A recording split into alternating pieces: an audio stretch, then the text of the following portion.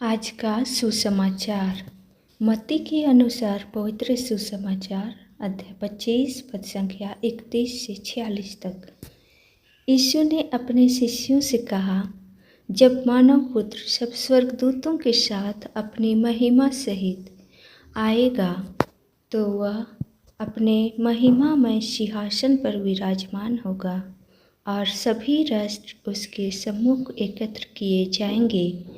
जिस तरह चरवाहा भेड़ों को बकरियों से अलग करता है, उसी तरह वह लोगों को एक दूसरे से अलग कर देगा। वह भेड़ों को अपने दाएं और बकरियों को अपने बाएं खड़ा कर देगा। तब राजा अपने दाएं के लोगों से कहेंगे, मेरे पिता के कृपा पत्रों, आओ और उस राज्य के अधिकारी बनो जो संसार के प्रारंभ से तुम लोगों के लिए तैयार किया गया है। क्योंकि मैं भूखा था और तुमने मुझे खिलाया, मैं प्यासा था और तुमने मुझे पिलाया, मैं परदेशी था और तुमने मुझे अपने यहाँ ठहराया, मैं नंगा था और तुमने मुझे पहनाया, मैं बीमार था और तुम मुझसे भेंट करने आए, मैं बंदी था और तुम मुझसे मिलने आए। इस पर धर्मी उनसे कहेंगे, प्रभु, हमने कब आपको भूखा देखा और खिलाया, कब प्यासा देखा और पिलाया? हमने कब आपको परदेशी देखा और अपने यहाँ ठहराया?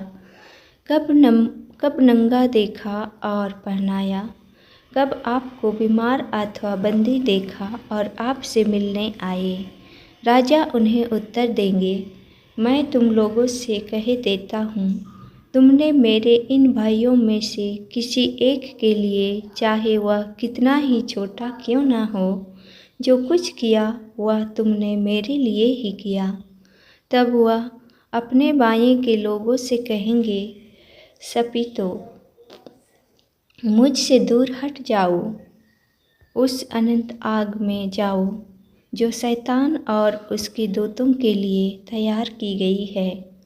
क्योंकि मैं भूखा था और तुम लोगों ने मुझे नहीं खिलाया, मैं प्यासा था और तुमने मुझे नहीं पिलाया, मैं परदेशी था और तुमने मुझे अपने यहाँ नहीं ठहराया, मैं नंगा था और तुमने मुझे नहीं पहनाया, मैं बीमार और बंदी था और तुम मुझसे नहीं मिलने आए।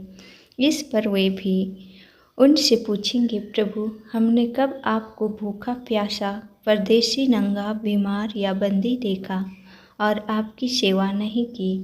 तब राजा उन्हें यह उत्तर देंगे, मैं तुम लोगों से कह देता हूँ, जो कुछ तुमने मेरे छोटे से छोटे भाइयों में से किसी एक के लिए नहीं किया, वह तुमने मेरे लिए भी नहीं किया।